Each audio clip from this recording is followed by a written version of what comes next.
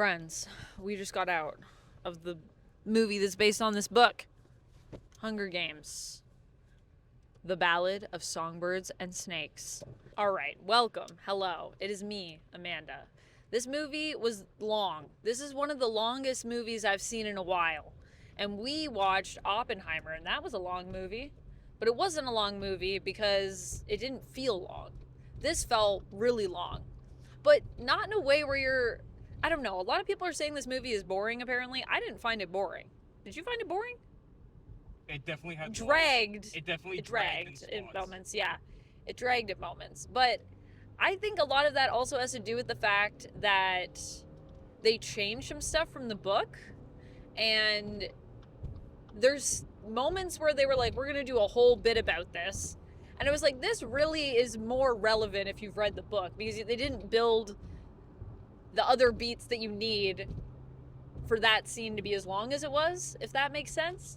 It's really weird. It's like they basically sped run this novel. So this book is about like 500 pages. They just like blasted through, felt like all of it to me. And that is also weird. So it's really long, but at the same time it feels really fast, if that makes sense. The acting is really good in this movie. I feel like the movie looked really good as well. The production design, all of that stuff was cool.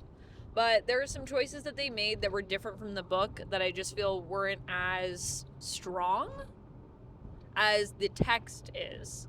And it's also really weird because I feel like this should have been 3 separate movies. Like, I can literally see, well, I mean, the book is 3 acts and the movie is 3 acts.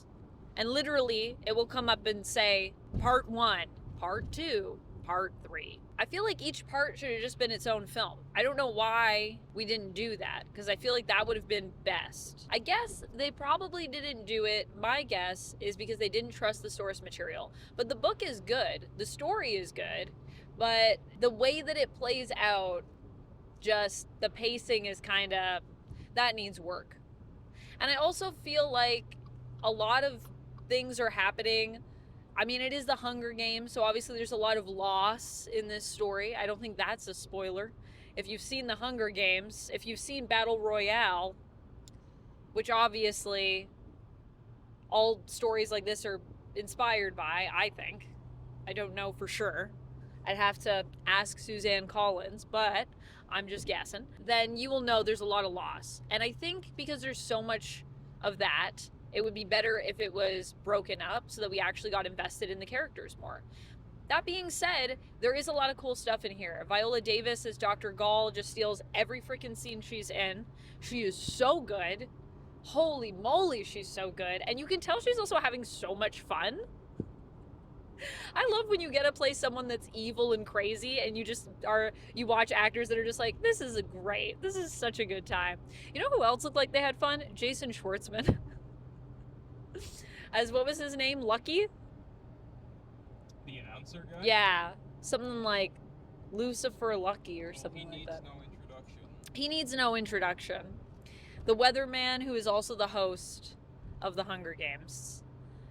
He was having a ball, you can tell. Everyone really just did a good job in terms of that. They also cut some stuff from the book. Like, they cut a whole character that I really loved. I'll get more into that in the spoiler-filled review, since this is just our initial reaction and initial thoughts. But I will say, overall, I did think it was good. I just wish that they had actually trusted the story a bit more. That was the most disappointing thing for me. What else are people saying? Yeah, people are saying that it's good and people are saying that it's boring. Those are the 2 takes. I think I'm more in the camp of it's good, but it needs something. It could have done with, like I said, I think you cut it up and then you just find the moments where you stretch and find the moments where you compact. I feel like they kind of didn't do Snow justice at moments, because there's a lot more complexity to him in the book than this movie gives us. But it's also hard because it's a lot of like things that he's thinking. But there are little moments that we see from his daily life that just kind of get skimmed over. And there are relationships that sort of change who he is that they kind of cut parts of.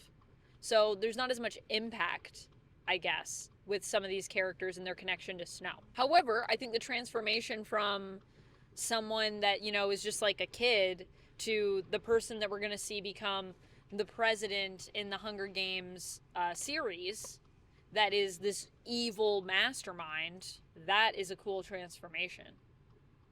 Also, the tone is a little weird. When you get to the third act, there's a tonal shift. And it's not bad. It's not bad. It's just, you can feel where it's like, yeah, this should be a totally different thing. This is a whole other movie almost now that we're in. Even the relationship, I think, between Lucy and Choreo would have benefited from just more time. I'm just gonna say I hated the fact that she has 2 first names. That bothered me. Lucy Gray? That bothered me almost, like, the first couple times when they said her full name, I was like, okay, I get it. But by like the first quarter into the movie, when they said it like 30 times, but it's like why didn't the author just give her one name? It's just 2 names. All these other people got weird ass multi-syllable names. Coriolanus, and the other guy. Yeah, but she's from the district. A lot of the district kids don't have like No, weird. But what I'm saying. Or not. She's from the district. She's not from the capital. No, you know.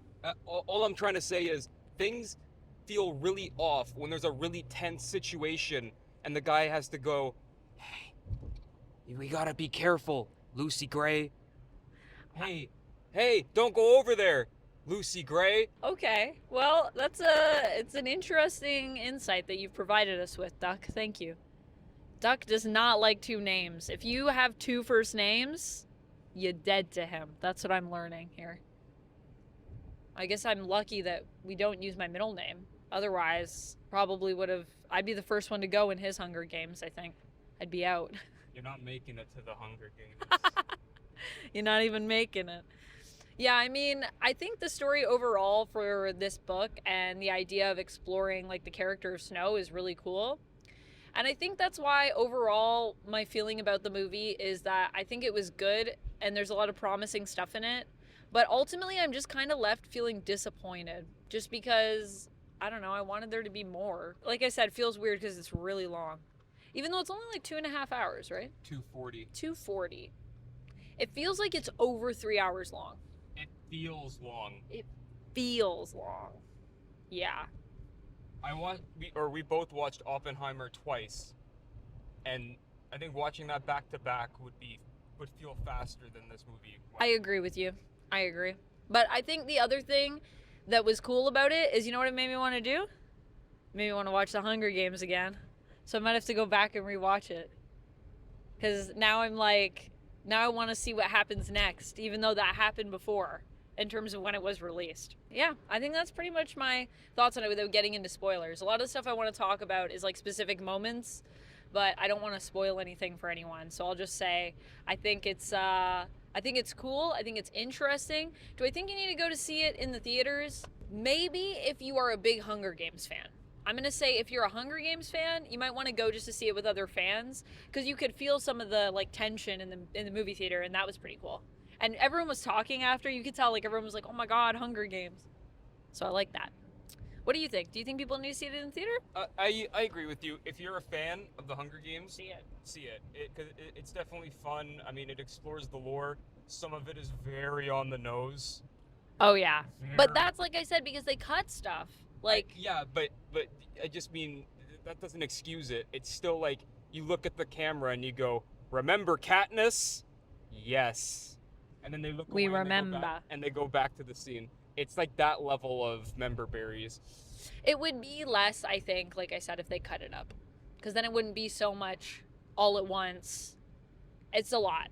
But yeah, if you're a fan, go to the theaters. If you're not a fan, I would say you can wait till streaming, but you probably still would want to watch it because I do think it's a good movie. It's just not, it could be amazing, and it's just good for me. I think out of 10 drones from the arena swooping in, I think I would give it a 8? 8? Maybe not an 8. I don't know. Maybe a 6. Oh, that feels Mean. I'll give it 2 morphine bottles out of 5. The Morphling? Yeah. 2 Morphling out of 5? Yeah. Yeah, fair. I mean, yeah, I'm somewhere between 6 and 8. That's a big window, though. I'll go with 7. I'll meet it in the middle. I'm going to say 7, but I feel like it's going to change when I do the full review, so make sure you come for that. And also, because then I'm going to talk about spoilers and actual things in the book. Whoa! All right, I'll see you there. All right, thanks for watching, friends. Until next time, stay nerdy and make sure, you know, if you're in the Hunger Games, don't just freeze. Oh my God, just Run. Say the thing. May the odds forever be in your favor. No, I was trying to give them advice, but all right. Bye.